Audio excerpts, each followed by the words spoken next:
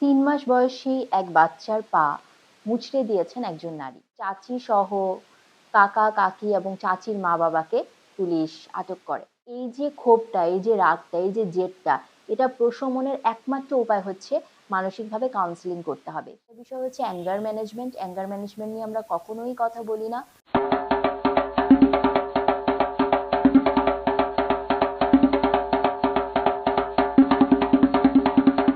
নরসিংদীতে ৩ মাস বয়সী এক বাচ্চার পা মুচড়ে দিয়েছেন একজন নারী। সেই নারী সেই বাচ্চার কাকি হন সম্পর্কে। এই ঘটনাটা ভাইরাল হয়েছে একটা ভিডিওর মাধ্যমে। ভিডিওটি বাচ্চার মা করেছিলেন। বাচ্চার মা আসলে বাথরুমে গিয়েছিলেন এবং ভিডিও অন করে রেখে গিয়েছিলেন, যেহেতু কয়েকদিন থেকেই তাদের পারিবারিক ঝামেলা চলছিল। এবং সেই ভিডিওতে দেখা যায় যে কাকি ঘরে ঢুকে ৩ মাস বয়সী বাচ্চার পা মুচড়ে দিচ্ছেন। পরবর্তীতে যেহেতু একান্নবর্তী পরিবার, ঘটনাটি তারা মিটমাট করে ফেললেও ভাইরাল হওয়া ঘটনার ভিত্তিতে একজন মামলা করেন এবং চাচি সহ কাকা, কাকি এবং চাচির মা-বাবাকে পুলিশ আটক করে। শেষ পর্যন্ত পাওয়া সংবাদে সেরকম আমি দেখতে পাই। তো এই ঘটনাটা নিয়ে আজকে কথা বলতে চাচ্ছি। দেখুন, এটা তো নিঃসন্দেহে অপরাধ যে একটা ৩ মাস বয়সী শিশুকে কেউ, সে যেই হোক না কেন, কেউ আঘাত করছে। কিন্তু এর পেছনে যে মনস্তত্ত্ব, সেই মনস্তত্ত্ব নিয়ে আসলে আমাদের কথা বলা প্রয়োজন।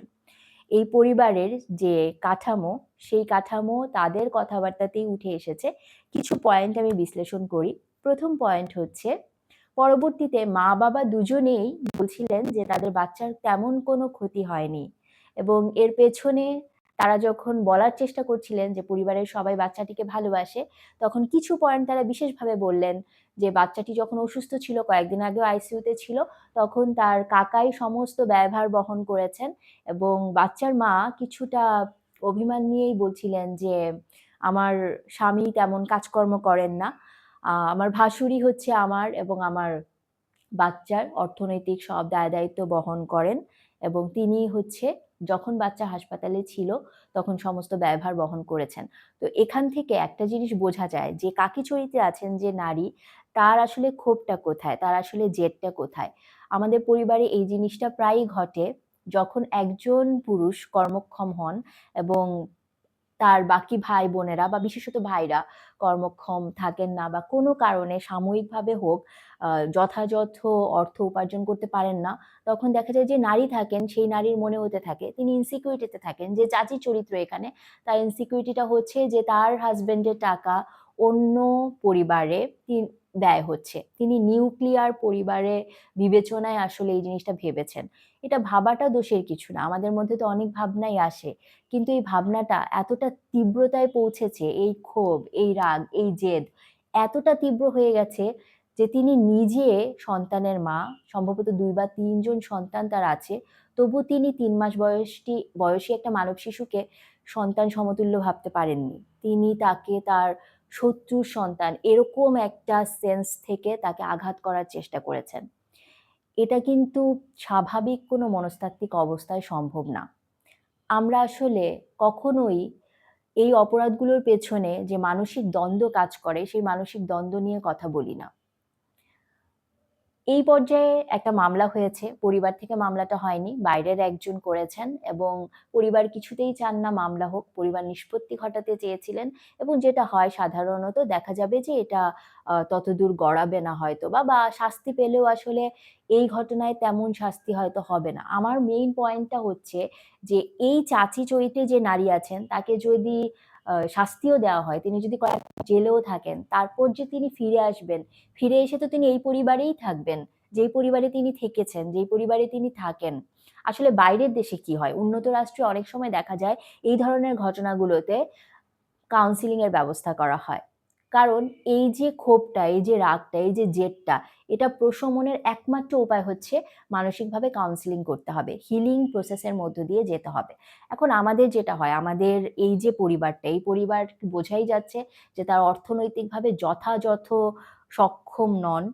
যেখানে হচ্ছে পরিবারের একটা বাচ্চা অসুস্থ, তার দায়ভারই একজন মাত্র মানুষকে বহন করতে হচ্ছে, তখন মানসিক স্বাস্থ্য নিয়ে আসলে আমরা চিন্তাও করি না। এক্ষেত্রে আসলে যখন এই ধরনের ঘটনা উঠে আসে, তখন যারা হচ্ছে রাষ্ট্রে আইন শৃঙ্খলা বাহিনী থাকেন বা কর্মকর্তা থাকেন, তদন্ত কর্মকর্তা থাকেন, তাদের মাধ্যমে আসলে সরকারি বা বেসরকারি এনজিওর মধ্য দিয়ে এই কাউন্সিলিং প্রসেসের মধ্য দিয়ে যেতে হবে। এই চাচি চরিত্রের যে নারী, তাকে যদি কাউন্সিলিং এর মধ্য দিয়ে যেতে হয় এবং সে যেই মনোবিজ্ঞানী বা মনোচিকিৎসক এই কাউন্সিলিং করবেন, তিনি যদি বাধ্য থাকেন তদন্তকারী কর্মকর্তাকে আপডেট দিতে, তাহলে কিন্তু খুব সহজেই হিলিং প্রসেসের মধ্য দিয়ে একজন নারী যেতে পারবেন। আমার মূল পয়েন্ট হচ্ছে, এই ধরনের জেদ, রাগ, ক্ষোভ কাউন্সেলিং ছাড়া কখনোই সম্ভব না পুরোপুরি প্রশমিত হওয়া। কারণ এখানে অনেকগুলো ফ্যাক্ট থাকে। যেই নারী এই কাজ করেছেন, তাকে আসলে মানসিকভাবে বুঝতে হবে যে যেকোনো অসহায় অবস্থায় অন্য একজনকে যদি আর্থিকভাবে হোক কেউ একজন সাহায্য করে, সেটা ইতিবাচক একটা দিক। কিংবা যেকোনো পরিস্থিতিতেই হোক না কেন, ৩ মাস বয়সী একটা বাচ্চাকে তিনি আঘাত করতে পারেন না, এবং সেটা মানসিকভাবে তার নিজের কতটা অধঃপতন হয়েছে সেটারই একটা রূপ, সেটারই একটা বহিঃপ্রকাশ। তো এই বিষয়টা তিনি খুব সহজে বুঝবেন না যদি না তিনি হিলিং প্রসেসের মধ্য দিয়ে যান।